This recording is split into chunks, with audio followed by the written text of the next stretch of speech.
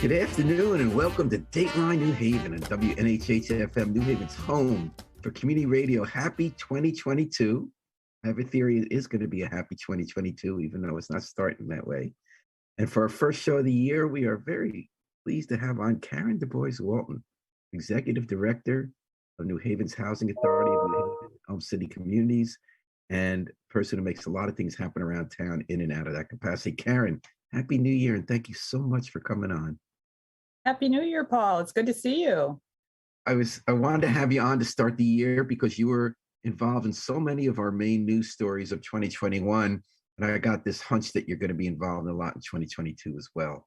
So I thought you'd be a great person to help us usher in the new year. How's it going? How's your 2022 starting?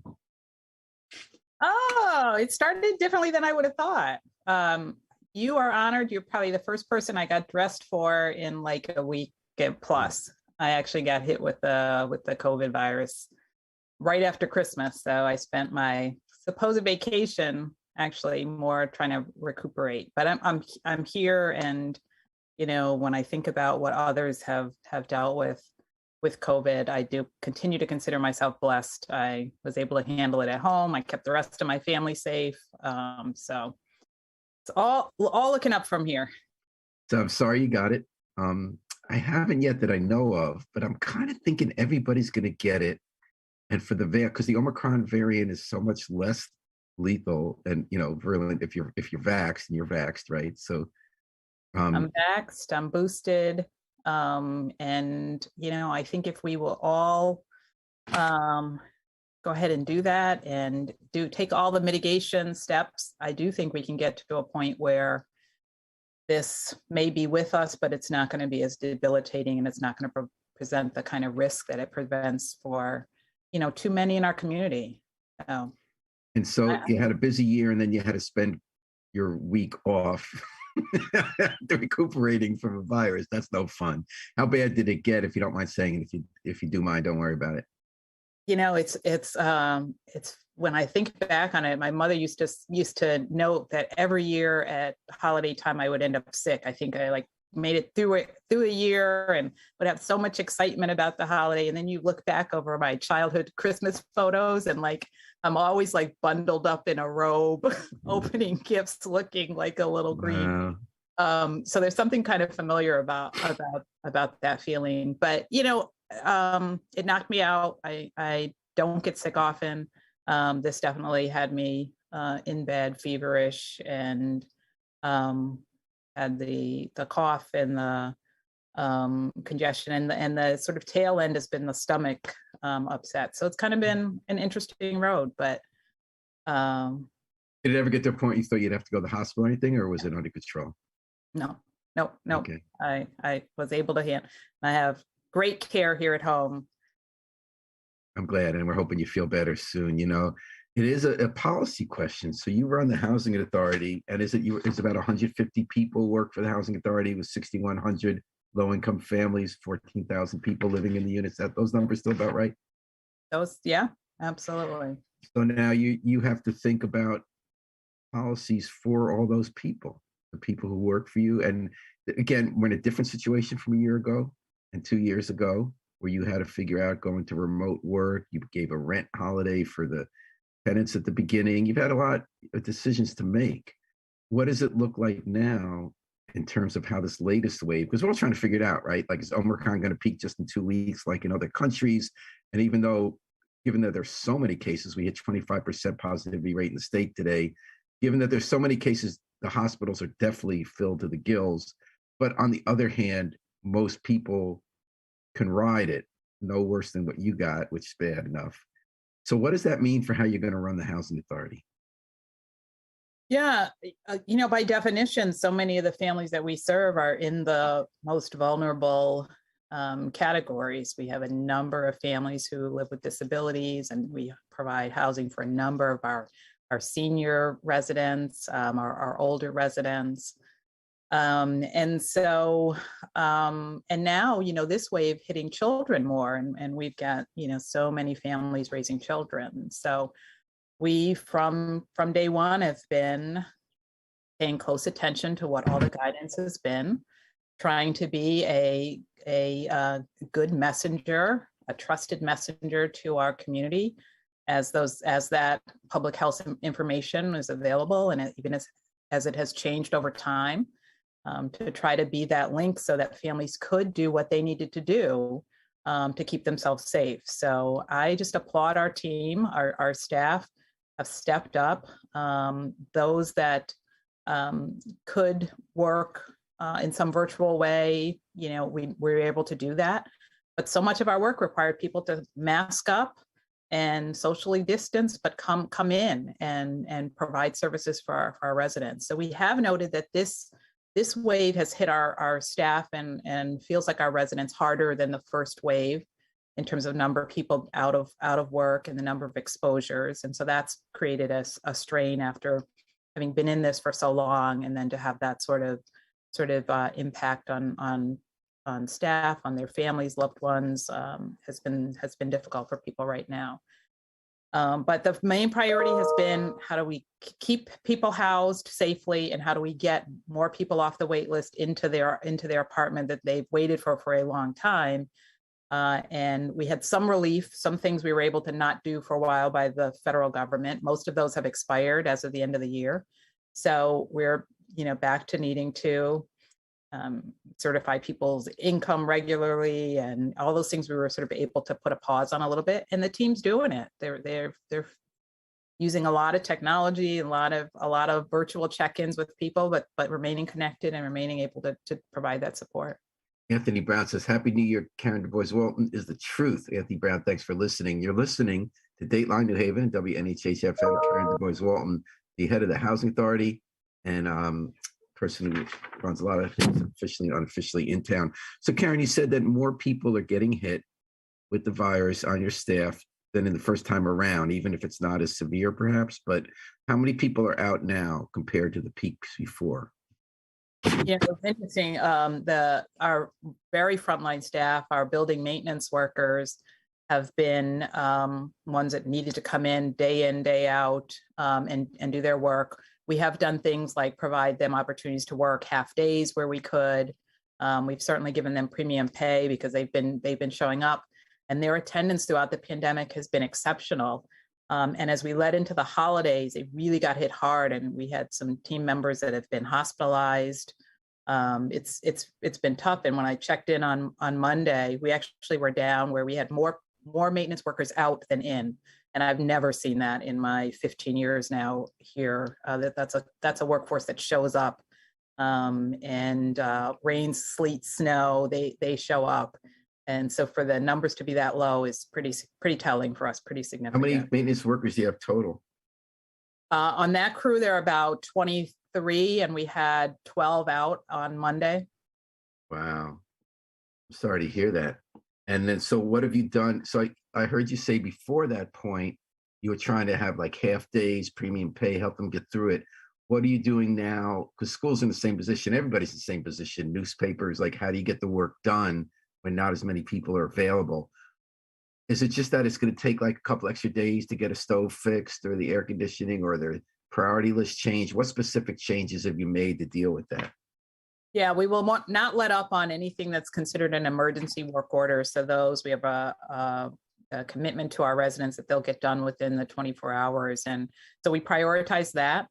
And it may take longer to clear the grounds on a Monday morning after a full weekend of maybe some litter accumulation. That might take a little bit longer.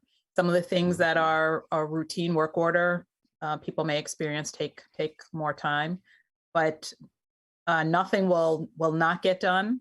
And so it's about the sort of prioritization of it and how quickly we can get back up to full staff and get those things paid attention to. And I'm this ridiculous optimist.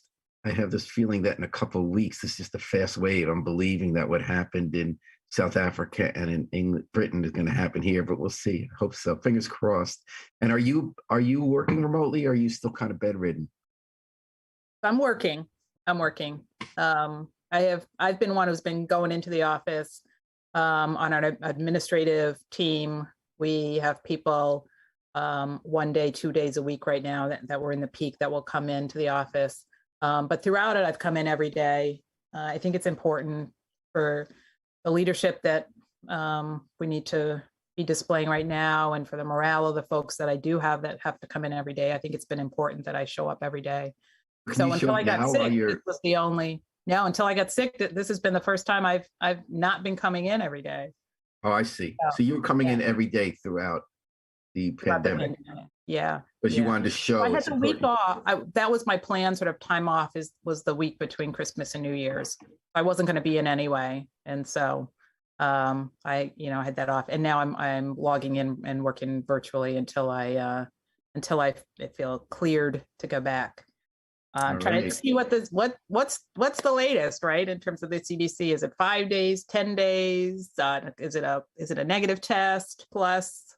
So just trying to sort it all through and make sure there's that Yeah. I'm doing the absolute right thing to go before I go Or you can do back. the rest of us are going to do. We're just kind of make it up, see what feels right. So, Karen DuBois-Walton, I'm going to assume that you will be back in the office pretty soon, and as you've said, work continues. I noticed that. What are some of the big projects on tap for what's going to be happening at the Housing Authority this year? In addition to this just incredibly important work of keeping 14,000 people safely housed, I know you have some development projects in town. You've been rebuilding developments throughout town, which are really holding up. I was at Monterey the other day in Dixwell, the old Elm Haven, and 20 years on, that place is looking pretty good. Don't you I'm think? so I'm so glad you said that. We have great support for the work that we're doing, but there are a few naysayers out there who will do their own sort of back of the envelope analysis of the cost of a development and come up with some outrageous number that we're spending per unit, and then say this is outrageous. We shouldn't be spending that. And number one, the numbers are cited are typically inaccurate in terms of what's being spent on the units. But the conversation I think we should be having is, what is the most cost-effective investment in giving people housing that really reflects what we deserve, what we think people deserve in housing.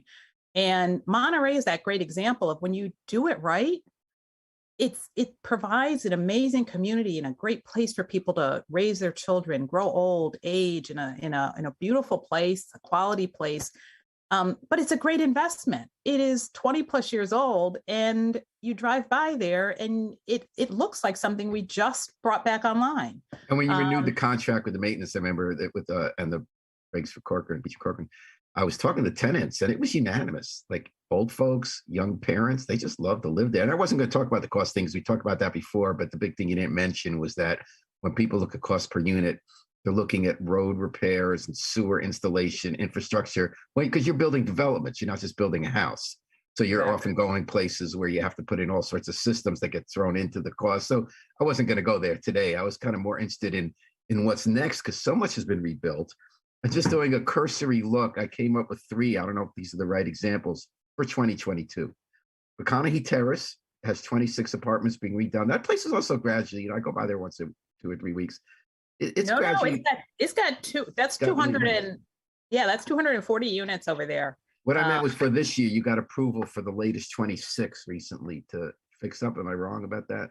Well, that's going to be a complete redevelopment that's going to be done in a couple of phases. That's going to touch all of those units.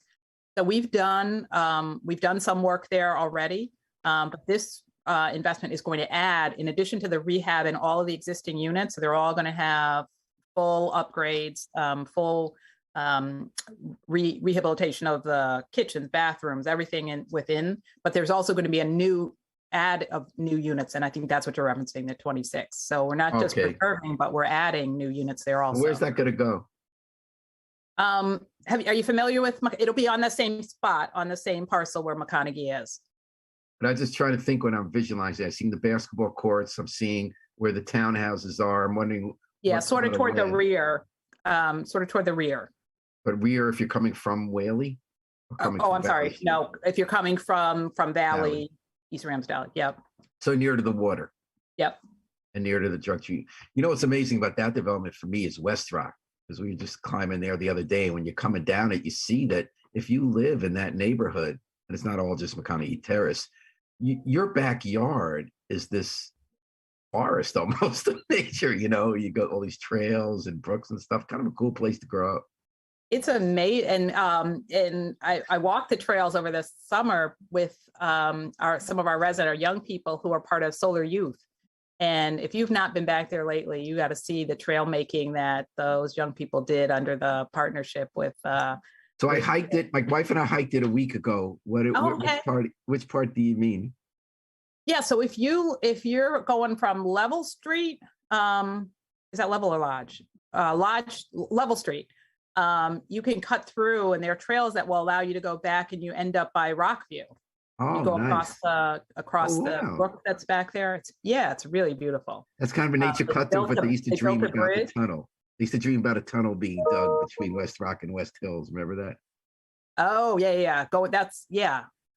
But that would be going the other way, right? Right. And then you also Valley Street down the road, Glendower, which is your nonprofit development arm, is talking about building 40 new apartments at 210 to 290 Valley. Tell me about that. Yeah, so that's actually the very next thing you're going to see happen. That's a step ahead of McConaughey. The Valley will be a complete teardown of those sort of blue-colored townhouses that are right on Valley. A complete teardown, a rebuild, and we'll be able to bring new units on there. So again, we're adding to certainly preserving, not losing any units, and we're actually being able to add more units. And so that's so important when you look at the need in this. How many units were there to begin with that were tearing down? 35. And where are those folks going this year while you do that? So some of them at Valley will go with a voucher and go somewhere else, either temporarily or permanently, and others will go to a unit we have elsewhere in that portfolio.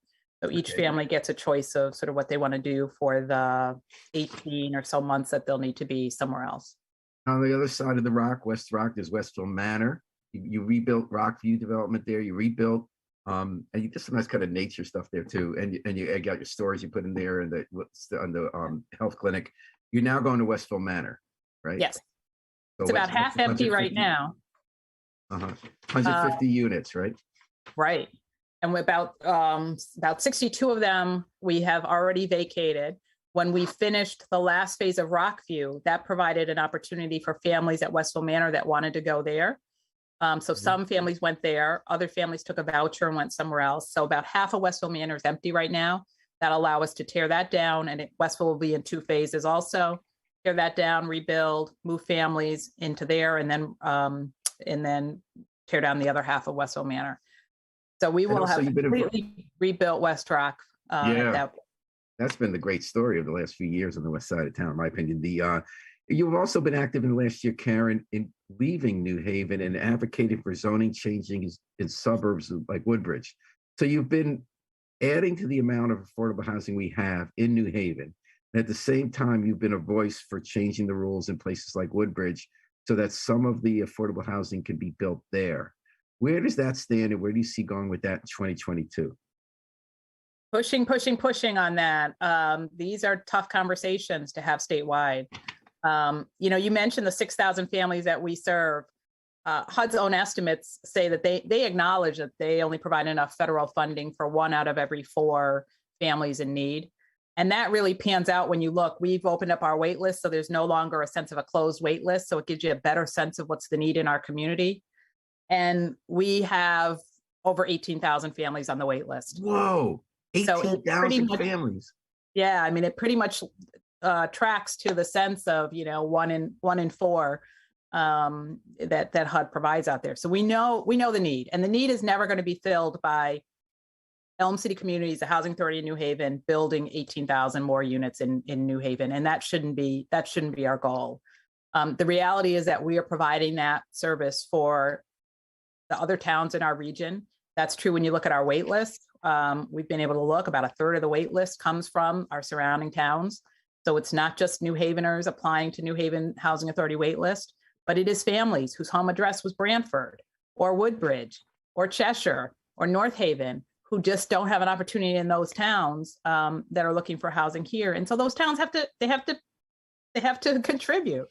The other thing is about family choice. There is nothing intrinsic about a family in need of affordable housing that says that all the they want is an opportunity in urban settings. We've just created a housing system that drives people in that way. But some families, some Black and brown families, some low-income families of all backgrounds would love to have an opportunity to live in Woodbridge or North Haven. And so we need to really push on that. And so it's slow. It's going to be a combination of the push on town planning and zoning, like the Woodbridge. It's going to be a combination of litigation. I just got contacted by HUD in the DC level. They're doing a fair housing investigation in Connecticut right now. And I just got contacted by them for an interview because they're looking at whether the state is violating fair housing law by the way in which it allows local municipalities to exclude affordable housing from so many, for the majority of our towns. So I think it's going to be a combination of pressure and action and advocacy at a number of different levels to make some change. But what's hopeful is that there is a statewide conversation about this. There is energy in places that there hadn't been before about looking at local zoning and pushing for some things. There are folks like Open Communities Alliance pushing in Woodbridge. There are folks like Sarah Bronin in Desegregate Connecticut who are pushing for statewide change. And there's the work that we're continuing to do to push to have opportunities to develop. And we have our first deal happening in Brantford in partnership with Beacon that's going to allow families off our wait list to get into a deal that we're putting some project-based vouchers into in our neighboring community. So that's part of 2022's focus is going to be our policy and advocacy work on that front. So just so I understand the two things you mentioned, because you used some acronyms we didn't know, like HUD, that's Department of Housing, Urban Development, federal government. I didn't know this. Was this reported before? They're doing an investigation into fair housing in Connecticut, and that's they contacted you to speak with them about? They are. That's a case brought by Aaron Boggs and Open Community Alliance on behalf of voucher holders, housing choice voucher, what people know as Section 8 vouchers across the state of Connecticut have a really difficult time being able to use their voucher in all cities and towns across our state, very much because the way land use and zoning policy has prevented the development of rental affordable housing in so many places. So that's— So in other words, their investigation is based on the lawsuit filed by Open Communities? Yeah, it's a HUD complaint that they filed. Oh, so a HUD complaint filed. Okay. And then in Brantford, I know there was controversy over this. Beacon Communities, which did build the Monterey project for us, they are built, and they do Nice Square. They got approval to build an affordable housing development in Brantford. It was not embraced with open arms. And you have a deal with them that some of your Section 8 project-based vouchers, some of your families from the wait list will go there. Yes. I mean, one of the ways that we grow affordable housing is certainly by the redevelopment we do of our own deals, but also the way we can put our resource into other people's deals. So we had 4 great awards we did last year that are going to include the Beulah Land project has some of our vouchers in it. The West River project on Route 34 has some of our vouchers in it. One of the Hill projects has some of our vouchers in it. And this Brantford deal was the 4th one. So it's ways in which we are facilitating the development of affordable housing. Building and broadening, building your own and broadening the map. We're running out real quick. I'm sorry about this. Michael Twitty says, if Mandy ends up owning 60% of rental property in New Haven, how will there be any fair pricing? A little bit definitely related to what you do. He's talking about the private landlords who own more units than you do. I've been great reporting from the New Haven Independent on tracking some of what's happening. Absolutely there. And it's one of our things I think we got to be looking at in 2022. It's one of the suggestions we made about how the city might use some of the ARP money. We need to push back on things like that. We floated a buy back the block kind of initiative where you need to have the kind of capital that you can come in and make quick acquisitions and do it in a way that's actually going to provide opportunities for wealth creation within the communities, stand up some real neighborhood development corps that can do this kind of work, support some local developers who can do this kind of work so that we can have a counter to these outside investors that are buying up and creating a real monopoly and driving up the price of housing as a result. So what you're saying is use federal pandemic money. We're getting over $100 million, around $100 million. Use some of it to help either the city or I guess you meant nonprofit housing developers like neighborhood housing services or and develop neighborhood development corporations to get some of the properties now being bought by the mega landlords private. The problem there is they have cash to buy fast. They have so much investment coming in, tens of millions of dollars a year, and public processes are slow. And the Livable City Initiative wants to buy 6 units of housing. It That's takes why months this in committees. public money should go out to folks who could use it flexibly, could use it nimbly. Absolutely. You know, All it right, would be heartbreaking if we see all of that federal money come into the city and don't have it be a really significant investment in housing, given the connection between housing and equity, the connection between housing and COVID vulnerability. I mean, it just would be heartbreaking if we didn't see a real significant investment there. All right, you know, we're going to have to cut it short. I want to talk to you about the Fairhaven work you did with vaccination outreach and the Grand Cafe. I want to talk about politics. You ran for mayor. You got Ella's PAC. Unfortunately, we're out of town. Come back.